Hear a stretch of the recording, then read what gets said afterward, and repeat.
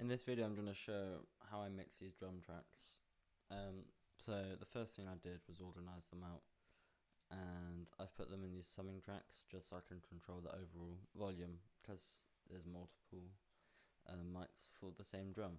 So this is the kick in, this is what it sounds like. So I use this SSL channel strip, and I used the gate here, which was really useful for getting rid of all of the bleed in the background, which I didn't want. And you can see from the LED lights what it's doing and when it's cutting the sound, just so it lets the kick through. So that was really useful. And then you can see there's a lot of SSL channels, and on all of these I used the EQ, which was really fun to use. And then I also use this CLA 76 from Waves, which is a compressor, an 1176 style compressor. I used a kick preset here just to help me get the right controls for the attack and the release, and it's just taking a little bit off just to even out the kick. And then moving on to the kick out, this one's a bit more well-rounded and not as punchy. So again, I use the SSL strip and another 1176. Together they sound like this.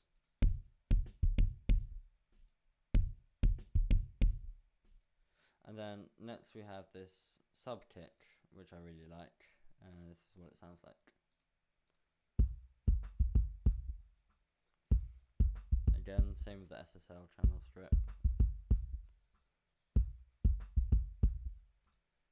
And the compressor.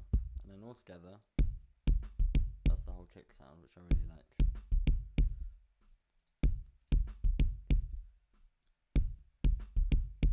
Then on the summing track, I used Sketch for Set just to add a bit of saturation. So this is without. With. Just to make it sound bigger.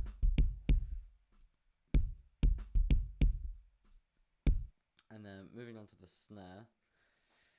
There's two snare mics here, there's snare top and snare bottom. So this is what the snare top sounds like.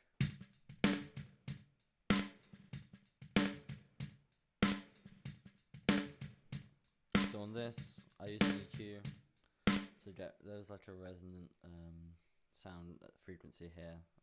I'll show it now.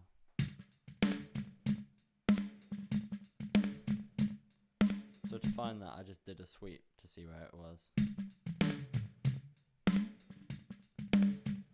And that seems to be causing the most problems, so I just try that a tiny bit.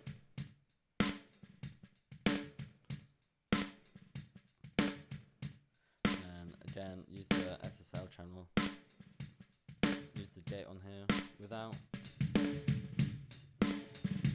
You get a lot of the bleed. So it does a really good job of just so you can just hit the snare. Then I use some of the EQ controls on here, which is really useful. Then another 1176.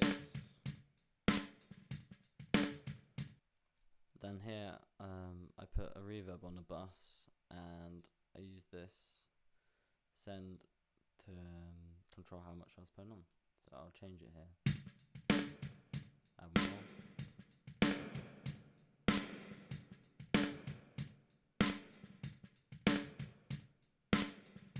Just a little bit. Same with the snare bottom here as well. Just a tiny bit. So yeah, moving on to the snare bottom. Another channel strip.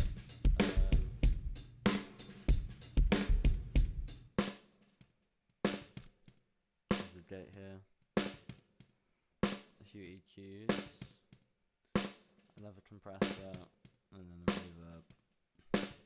Then these two snares get sent to this summing track here, which has a 550 emulation from Waves to add a bit more top end and cut some of the lows, which I think sounded good. So I'll play it with and then without. So with, without, sounded a bit muddy before.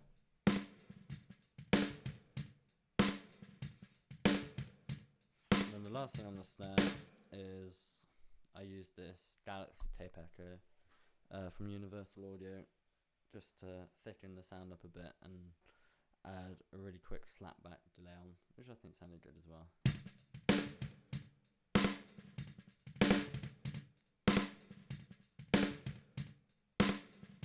Really subtle, and off, on. And then the hats were quite straightforward, just a channel strip on. Gated that as well.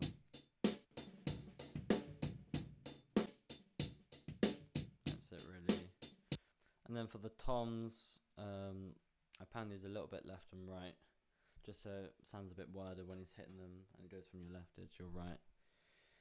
And also I didn't bother gating this as much as the other ones. I just cut out where he wasn't playing the toms, just because it's much easier and more reliable. So yeah, this is what the toms sound like. Sounds quite nice. On this, I used another channel strip, and there's a bit of reverb on these as well. So moving on to the ride, I cut out most of where I wasn't playing, just left that. It's easier than gating it. And this is what it sounds like.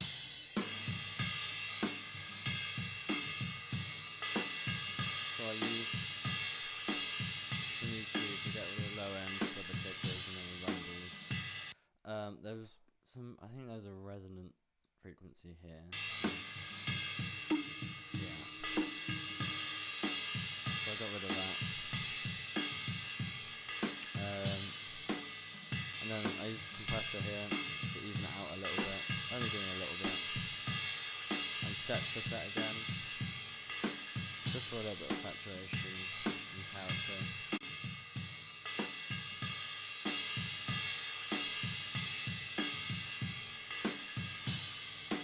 Also, I think the sketch cassette also adds a bit of compression to it from the kind of tape emulation. And then moving on to the overheads, these are really important because the overheads get a general picture of the whole kit. So this is what overheads sound like, left and right. Go towards the beginning.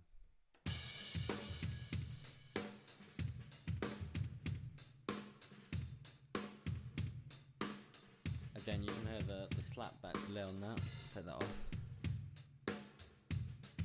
Back on.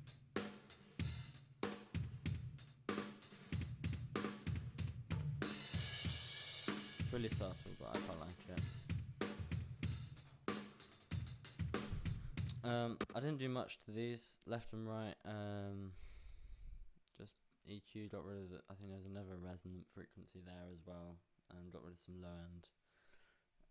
That's it really. And then on the summing track, I used the SSL bus compressor. Quite a lot of compression on those.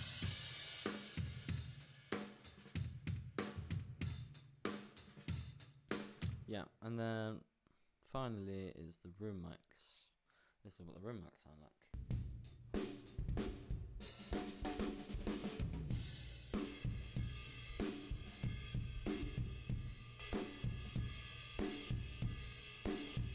So for these room mics, I took each of the different mics and I blended them until I had the sound I want and which mic sounded nice, so I added more of those and came up with this room sound. Then I just put some reverb on, so without the reverb this is what it sounds like. And with. So they sound quite distant. And then on the summing track I just got them turned down quite quiet, so it's quite a subtle effect. But it's nice to have the option there. So yeah, that's it for how I mixed everything together. And now I will slowly play it and add everything in individually.